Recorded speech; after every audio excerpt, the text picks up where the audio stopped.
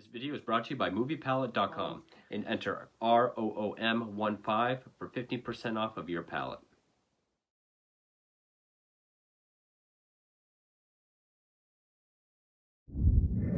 Hey horror fans, I am the Blood Guy. Welcome back to another review of a film based on a real-life serial killer. And it's been a while. It's been a while since I've done an actual rant, and this one's going to be a rant, which I probably should have figured what I was getting myself into, because we're going back to the bottom of the barrel of real-life serial killer films. We're going back to director Uwe Lamel. No, I did not get to all of his films, but I have this and one other Uwe Lamel film to get to, but this is the return to his films. In fact, I did just review another film based on the same killer, which was a TV film that is much better, but it was more about the investigation. This is about the killer himself. And this story deserves much better. It's a fascinating story.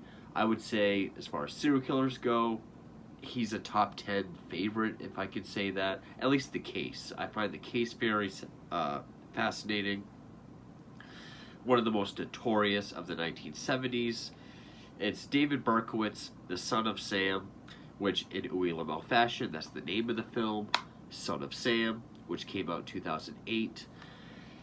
I don't even know where to start with this one. Of course, the cover is almost exactly the same as Summer of Sam, which is a much better movie. I'm actually debating on reviewing this film.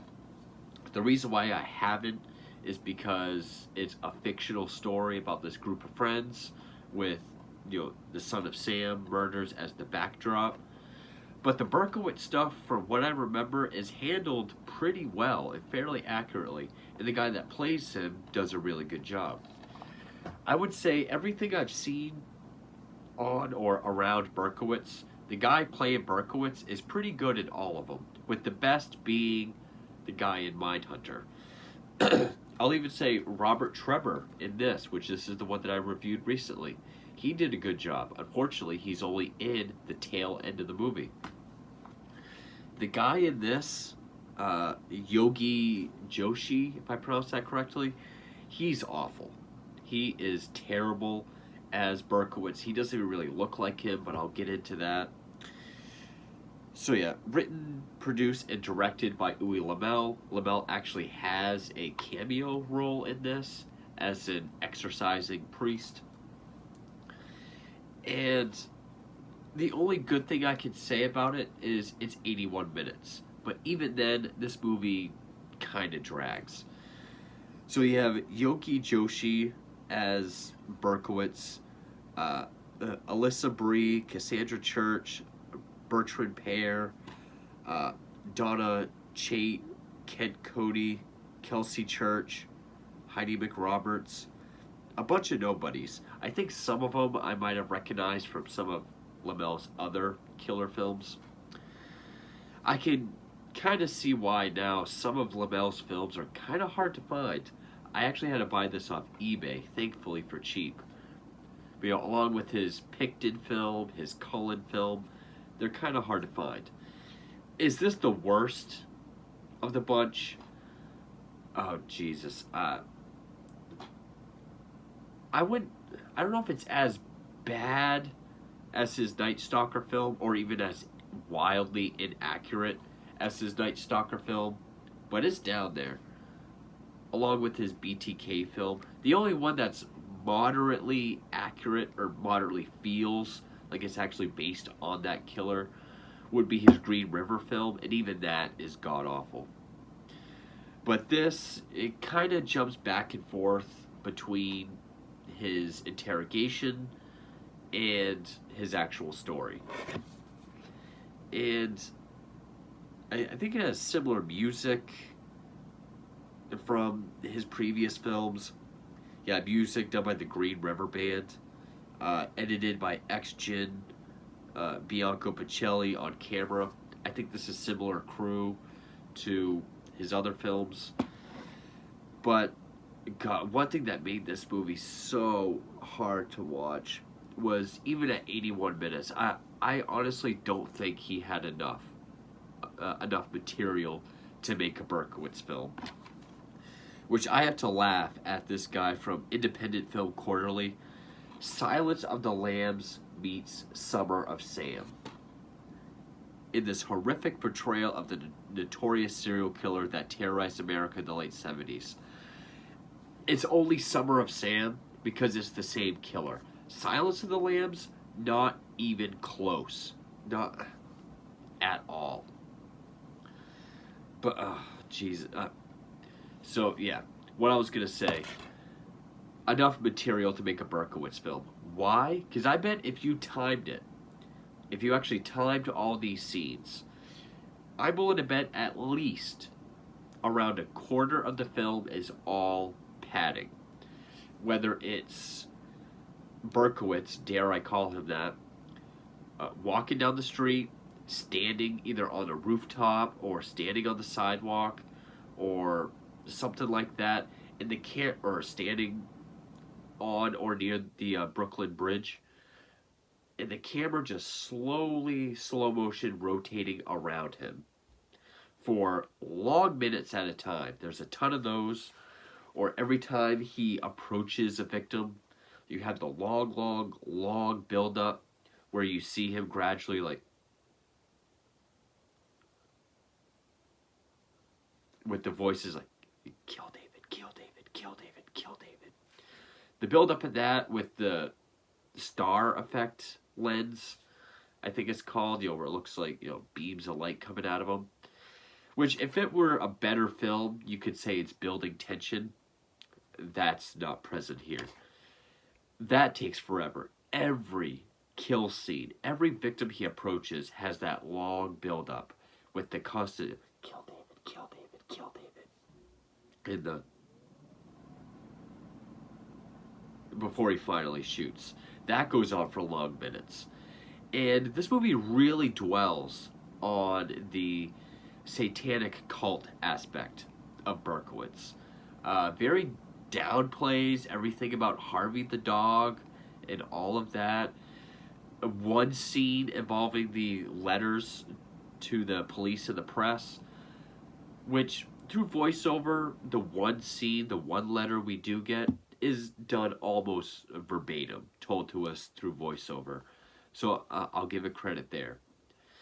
But it really dwells on the satanic cult thing, which, yes, Berkowitz did say he joined a cult in 75. And I'd say a good quarter of the movie is, almost every kill scene, almost every interrogation scene. It shows a cult meeting or something, some sort of seance going on. It shows his initiation, all these different seances that the cult is doing, and those scenes go on forever.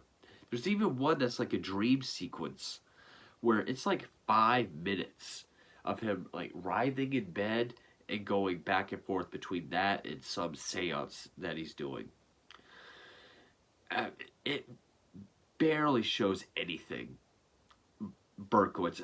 Of all the kill scenes in this, there's only one that really feels like reminiscent of a Son of Sam murder, where it shows a couple in a car, he comes up, shoots through the window, and yeah, you think that would be an easy thing to get right. That's really the only one. All the other there are more murders in a house with him approaching through the window or the hallway, which never happened.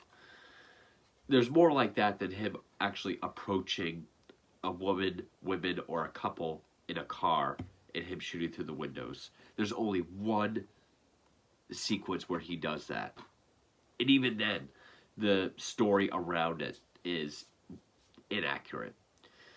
Hell, even the opening scene, where it says it's his first victim, is a woman trying to buy cocaine on a guy's stoop, and he comes up and shoots around the corner. His first victims were 2 female friends parked in a car. It gets the dates right. Every time there's a date on screen saying, like this happened. Okay, guess the date, right? Like his first victim, the date the first letter was left, the date he was arrested, the date he was sentenced. It gets the dates right. It's almost like Uwe Lamel just like typed in "Son of Sam" under Google, and when you get the headline, like the link to click on, there's like a little summary underneath. It's like he just read one of those and thought, "Oh, there's something about satanic cult. I can make a movie out of that." And instead of actually reading about him and getting enough information, he just filled, I'd say at least a good 10, 15 minutes. Has to be.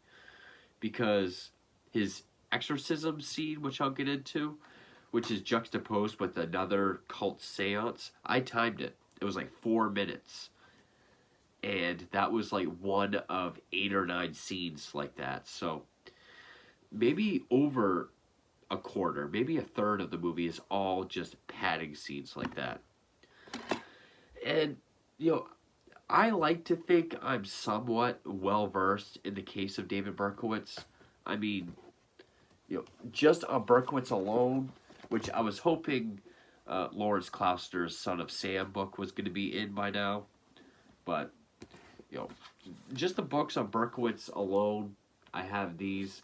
This one is more about the Sons of Sam, which is an idea I don't really subscribe to. But I have these shorter books, and he's probably the most notorious killer in all of New York. So he's in every encyclopedia like this, and he's in pretty much every documentary. He's even on the cover of this one. And I've seen a bunch of other documentaries featuring him, so I like to think I'm somewhat well versed. But Jesus, this movie has barely anything. I was surprised. It does show a dog, a chocolate lab, not a black lab, and he does refer to the owners, which it just shows the wife of the household, versus Mrs. Carr, so we guess the surname right, Sam Carr. There's very little things are accurate, like that, like, oh, the Carrs have a dog. That's it. And, the dog communicates telepathically. Not one scene of the dog barking, which was a major thing. The dog was known to bark, drove him crazy. No, the dog doesn't bark once. Also, I have this that he sent me personally after a letter that I sent him. So I should say I'm a big fan of the case, but I'm very fascinated by this case. And this is the worst, even filmmaking wise. Take everything Son of Sam out of it. Everything from the acting, you get the typical shot on Shidio, Uwe Lamel format. It looks like an Uwe Lamel film. It tries to be stylish, going to either black and white or even night vision sometimes. Like a dream sequence is in green night vision for some reason. And trying to be, I don't know if artsy is the right thing, but like stylish. Like those long padding scenes, how it's slow motion, camera kind of spinning around. Every time he hears voices, it's like the star lens effect. It goes back and forth between his interrogation / confession and sort of the history of his crimes. But it's very formulaic in how it's executed. Whereas, okay, you get him either standing there or walking around the city, him following, approaching, and standing by a to-be victim for long periods of time. And then you get the kill David, kill David, kill David. Build up. Kills, interrogation scene, with cult seance scenes sprinkled in there throughout. Rinse and repeat. That's the entire movie for 80 minutes. And very seldomly do you get a different scene, like when there's two when he's talking to Mrs. Carr, or when it's not a scene of him just standing there with slow motion or making a face at the camera or something, with something actually happening. It's just another thing, interrogation or a kill. None of the kills are accurate at all. Uh, I definitely didn't catch any names, but I'd be willing to bet none of the names are accurate. Even the scenarios around the kills, like this one cult member wants him to kill his complaining girlfriend, which is inside a building with no, and it's wildly off. Just everything about this movie, it's the worst thing I can imagine for a David Berkowitz film.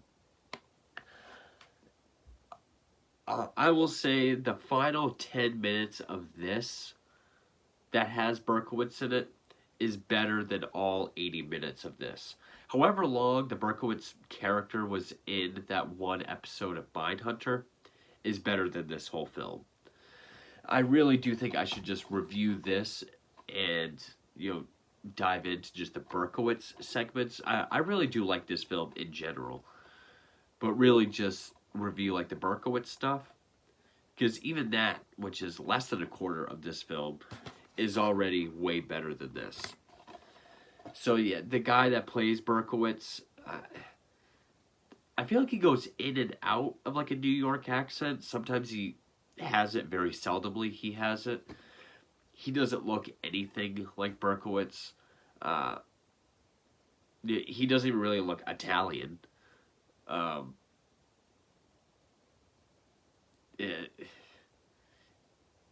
Not the same build or nothing about. If I were to watch just an out of context scene with this guy, and if someone said, "Hey, who's the real life serial killer of this movie?" Berkowitz would be one of the last ones I thought of. Unless the background scenery is, which that's another thing. It does not feel like the 70s. That's another Uwe Lamel film, is that it feels contemporary. Sure, some of the cars in it are older, but it looks and feels modern. Which is why if I watched his Black Dahlia film, I'd probably, well actually I think his Black Dahlia film takes place now. But like his Zodiac film, which is supposed to be in the 60s, I really don't understand what he was going for with any of these films, or if anyone even likes them. But is this the worst one? No, I'd probably say that's his Night Stalker film. I don't even know what to say about it. I mean, I've gone on for almost 20 minutes, but this movie's absolutely dreadful and god-awful. In every sense of the word. Not just everything dealing with the Son of Sam, David Berkowitz, and the crimes, whether it be his personal life or his criminal life. The accuracy is awful, but even the filmmaking. I mean, shot on video doesn't bother me as much as it used to, but the direction in this is abysmal. The acting is terrible from everybody. I don't buy a single person in it at all. Especially the lady that plays his lawyer. She was terrible. He's terrible as Berkowitz. All the artistic choices are either out of place or don't enhance the film in any way. Especially that starry lens. If it's supposed to be like satanic and being commanded by a demon, why would you use bright starry lens? Wouldn't you use something like a red or a black or something a bit more dark? But yeah, this movie's terrible. It's worse than the Green River film. I would say it's on par with his BTK film, but it is better than his Night Stalker film. But that's not really saying much. Piece of shit film. Absolutely terrible. The worst thing I've seen surrounding David Berkowitz. So I didn't even want to go on about it for this long. But so with that, we'll get into the summary and then the film itself. Which I took a lot of notes because this movie got a lot wrong. So bear with me through that.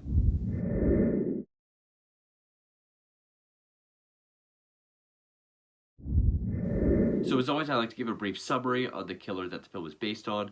So David Berkowitz, born Richard David Falco on June 1st, 1953, is one of America's most notorious serial killers and debatably the most notorious in the state of New York. For 13 months between July 29th, 1976 and July 31st, 1977, he killed 6 people and wounded 7 others with a .44 caliber Bulldog pistol. He was originally dubbed the .44 caliber killer until he started sending letters to the police and the press calling himself the Son of Sam, what he would then be more infamously known as. Targeting women, he would approach a car with 1 or 2 women inside or in the company of a male and open fire. Where his first few victims were women with long brown hair, the women of New York City started getting their hair cut short, dyeing it blonde, or wearing wigs. Of course, Berkowitz would later claim that hair length and color had no effect on his choice of victim. His murder spree led to the biggest manhunt in the history of the state.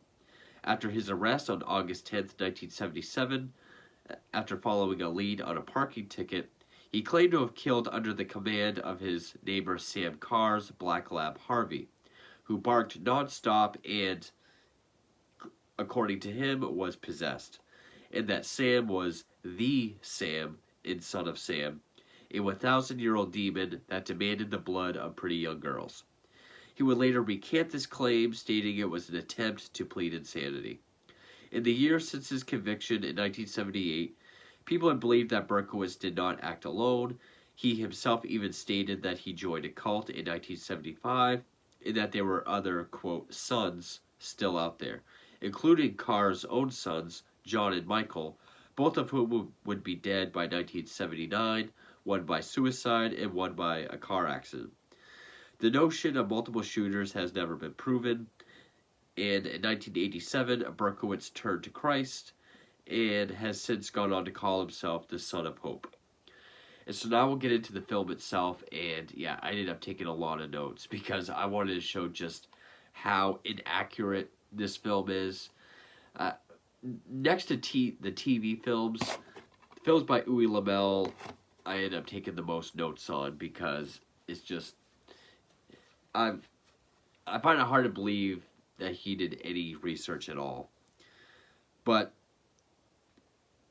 so, it opens with text saying July 29th, 1976, a series of apparently unrelated murders begin in the city. The date is correct. The random nature of the attacks left police baffled. For the next year, terror will reign the city. Sure. It shows Berkowitz following a woman with short, dirty blonde hair. So right then, I was like, oh, well, okay, they're not even putting any effort into the victims. You know, the whole thing was long, brown hair. And it even became a huge thing in the press that women were getting their hair cut short and dyeing it blonde. So, no effort there. It shows her trying to buy drugs on a stoop. Yeah, and he approaches, puts the gun around the corner and shoots. And even when it shows them lying there, the trajectory of the blood makes no sense from where he was pointing the gun and where they were standing. But no victims other than his second attack was on a porch or a stoop. Which the first murder, which was July 29th of 76, was Donna Loria and Jody Valenti. They were in Valenti's Oldsmobile. Loria died. Valenti was survived. And it was his third attack, I believe. Second or third was on a porch. So right there, I was like, okay, so this is the way we're going. He hears the chant, Son of Sam, over and over again, and seemingly screams it as he shoots. So yeah, sometimes it's like, Son of Sam, Son of Sam, Son of Sam. Other times it's like, kill David, kill David, kill David. And then other times it's just things like, do you see her? I want her blood. Do you see her? It's time, David. It's time. Shows him talking to his lawyer after his arrest, which is a female. He had like 3 lawyers, 2 backed out, but the one that did end up representing him was Mark J. Heller. Shows a satanic cult, probably based on claims Berkowitz made sometime in the 90s about joining a cult in 1975. Or Lamel was just running with the ideas of Satanism and possession. Lawyer tells him he's paranoid schizophrenic, but still competent enough to stand trial, and to plead insanity to avoid the death penalty. His lawyer did try to get him to plead insanity, but Berkowitz was always insistent on just pleading guilty. He says 13 victims, 6 murdered, 1 paralyzed, 1 blind. True. Joanne Lamino of the November 27th, 76 attack was left paralyzed, and Robert Violente of his last attack on July 31st, 77, he was left blind in his left eye. But also, Carl Denaro, he was left with a plate in his head. And that was the October 23rd, 76. So he starts to tell his lawyer about voices in his head, and then this is when we go in and out constantly of cult scenes. So yeah. And everything involving the cult, I think, was Berkowitz's own account. So I think everything involving the cult in this film was a creative choice. And none of it is interesting or done well. A cult member or leader gives him his .44 caliber, and that the voices will tell him what to do. And it's his commitment to the cult. Now, I don't even know if it was a .44 in the film. I doubt it. I doubt they would try to be that accurate. But, yeah, he didn't get it from a cult member. He got it from an army friend in Houston, Texas at a gun shop. A guy named Billy Daniel Parker, excuse me. This movie's got me all messed up. Billy Daniel Parker was an old army pal of his. He says it was a straw deal, and yeah, he got it from a gun store down in Houston. So not a fellow cult member. And the guy's name is Steven. And then Steven's girlfriend comes in, just starts berating him like we always get in an Uwe Lamel film. He excuses himself, and then we get a long scene of Berkowitz hearing the voices to kill her, and he's just sitting there like with like the build up. Yeah, he never killed a victim in this kind of situation or in a building or anything, or even a scenario where he knew someone associated with her in some way. He visits Mrs. Carr, who has a chocolate lab. The Carrs were neighbors of Berkowitz, and at one point, and Sam and his wife had the black lab named Harvey, which in this film, the dog's name is Sam. So, and also lived next to their sons, John and Michael. They also had a daughter named Wheat. But yeah, he lived next to all of them for a period. And he would go on to say that John and Michael were supposedly cult members as well. But the only car we see is the wife. And we see the chocolate lab, not a black lab. And the dog's name is Sam instead of Harvey. So it's like Uwe Lamel heard that he was commanded by Sam to kill people. And also heard that the car's dog commanded him to kill. And he just put those together or got confused. Shows the dog talking telepathically to David, telling him to kill, which of course that was his initial claim, and then he recanted that story. Tells his lawyer that Sam was the dog and that he was a demon that commanded him to kill. No. The Sam and son of Sam was Sam Carr, who was a 1,000-year-old demon, according to Berkowitz. But he says he heard the dog's voices go on all night. Maybe that's a reference to the barking nonstop that drove him crazy.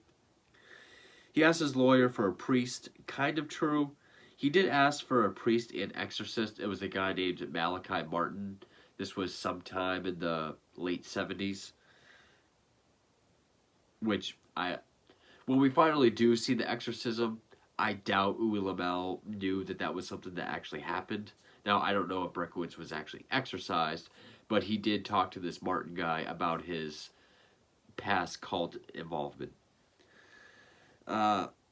He breaks into, I guess, a house or an apartment building, or he's just inside one. There's a couple there. He shoots them. Shoots them in the hallway, which, again, he never shot anyone inside any place except a car.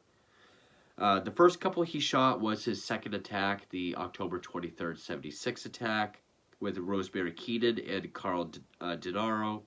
They were in Keenan's parked car. They both lived, but he got a plate in his head. I'm guessing it's supposed to be his second attack, besides Steven's GF girlfriend. I can't believe I said GF out loud. Steven's girlfriend in the opening kill.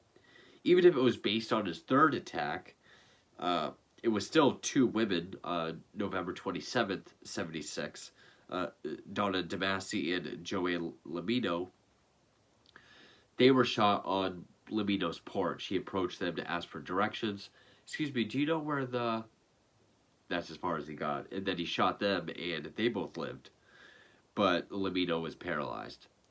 So, yeah, that was the only attack that was on a porch or near someone's house. More cult footage, and I did put more cult footage every single time it happened. So, however many times I say it, just know it happened more.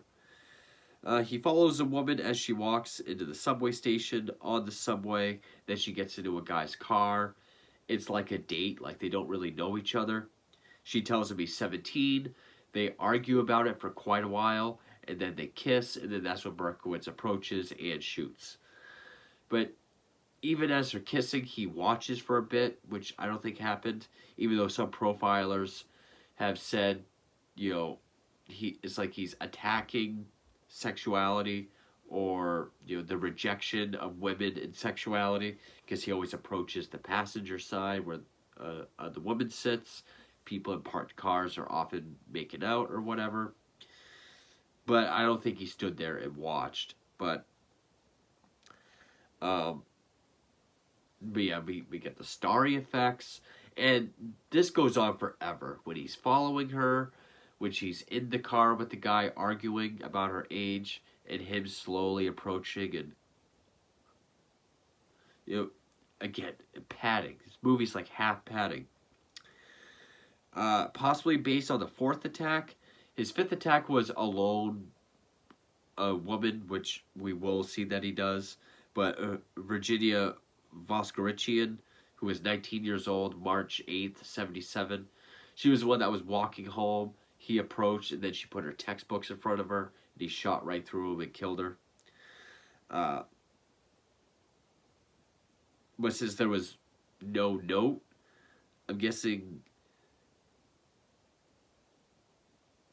Because then the following two, at least, were also couples, but there was no note left here, which one of the next two was when he left the first note. So I'm guessing this is just a typical Son of Sam type kill that Lamel threw in there. And to his credit, is the only one that kind of feels like a Son of Sam murder. With the couple in a car, him approaching, shooting through the window. Just absolute surface level, it's the only one that feels like a Son of Sam kill in the entire movie. But even then, his fifth attack was an engaged couple, not like a first date. Christine Frood and John Deal, which she was 26, he was 30, not 17 like this girl, who were in a car after seeing Rocky, which he survived. So then he meets with Mrs. Carr again, shows the dog. I don't think he was this close with the Carrs ever. I think they just knew of each other. In fact, he even complained about Harvey several times through letters. And she asks if he can dog sit Sam. This is when you find out the dog's name is Sam. Which again, Sam was the owner. Harvey's the dog. And he says yes, he never dog sat. In fact, the dog was always outside. He tried to kill it with a Molotov cocktail, and when that didn't work, he shot the dog, and the dog still lived. That doesn't happen in the movie, by the way.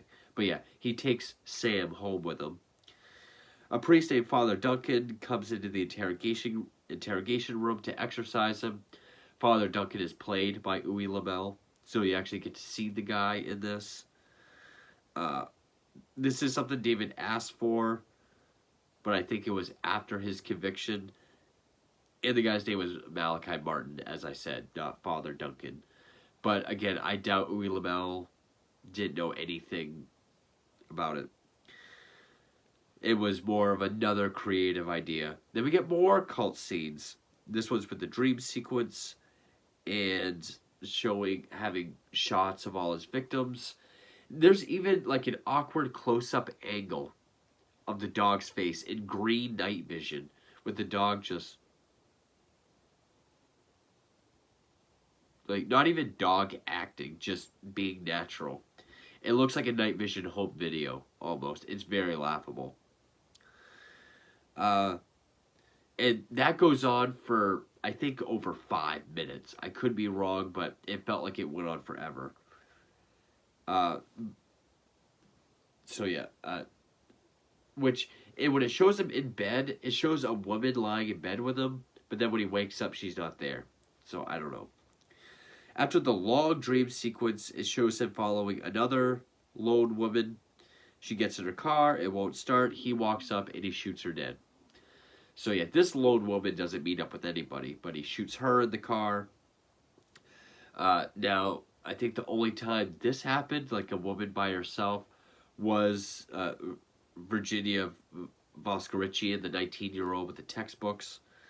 But she was walking home. She wasn't in her car. Then on the screen it says April 17th, a letter is left with the victim, which it shows him writing it, not even trying to look like the Son of Sam letters. Reads about half of it in voiceover narration, and it is pretty close. But the scene goes on for so long because the voiceover is like, it starts off like, I am deeply hurt by you calling me a woman hater. I am not, but I am a monster.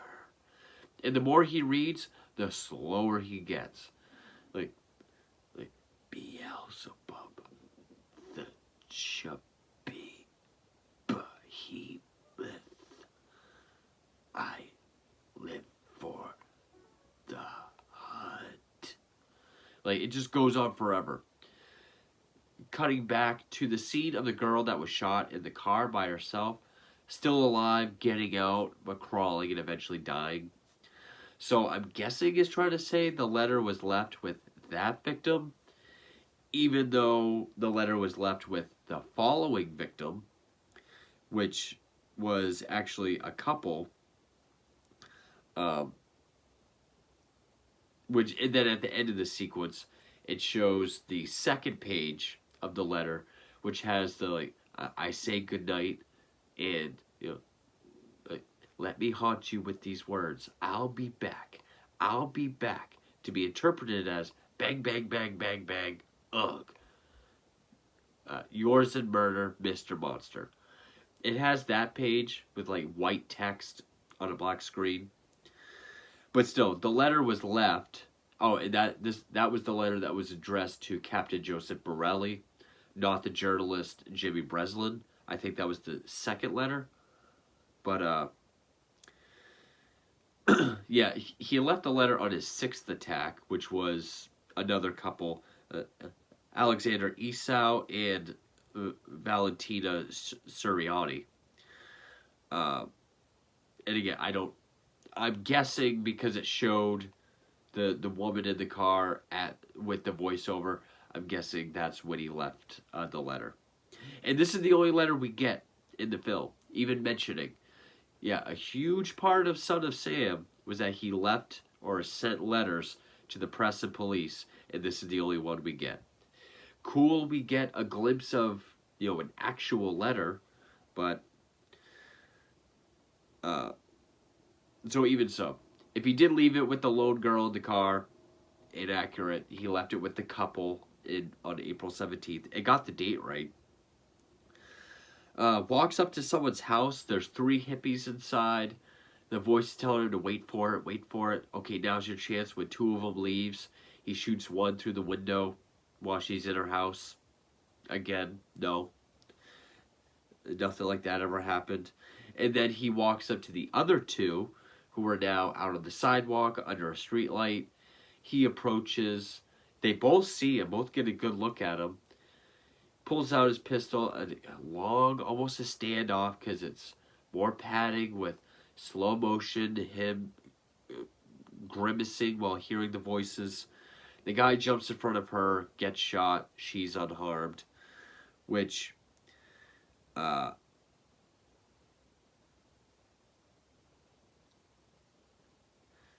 what did I write? Yeah, he walks up to the other 2, which the first attack after he sent the letter was June 26th of 77. It was a couple, Salvatore Lupo and Judy Placido.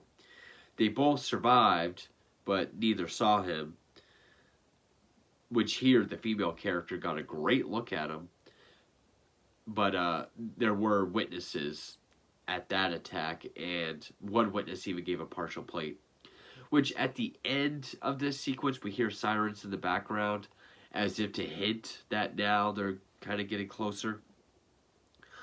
More cult scenes, more seance stuff, along with his interrogation room exorcism.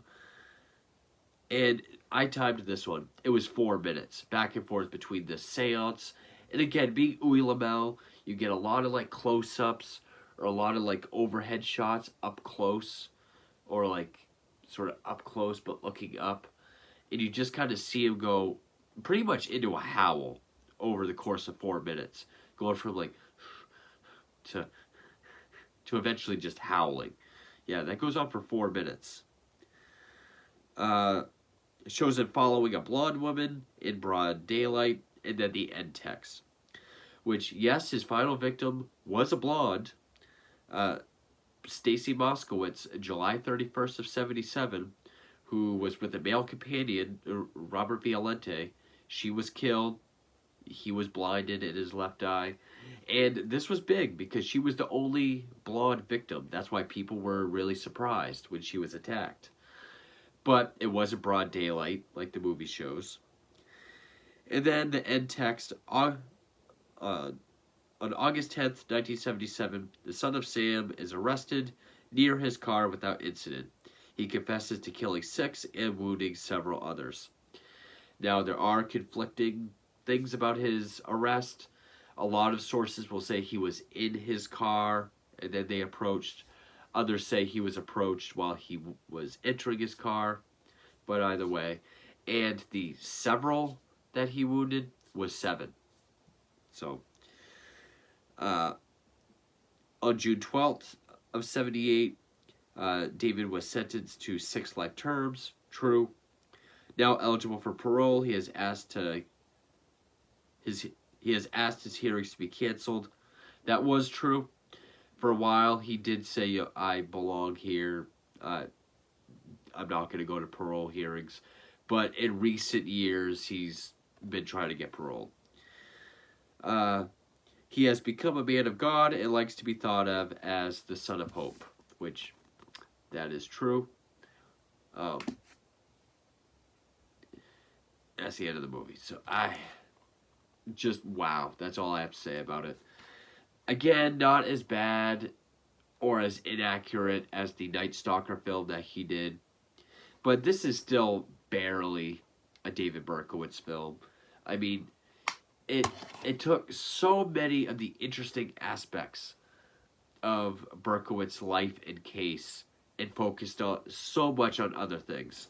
I would have rather seen him go crazy in his apartment to the dog barking, or gradually show the barking turning into satanic commands to kill, while he's writing nonsensical things all over his wall, like bashing a hole, saying, My name is Mr. Williams. I live in this hole. Crazy stuff like that he did write all over the walls of his apartment. You know, this movie got it right, showing it, but it dwelled so much on the cult aspect, and it didn't work. It didn't work one bit. I would have much rather seen it like this. Show him in his dingy apartment, doing the graffiti, hearing the dog barking, and maybe a little bit more accuracy with the victims.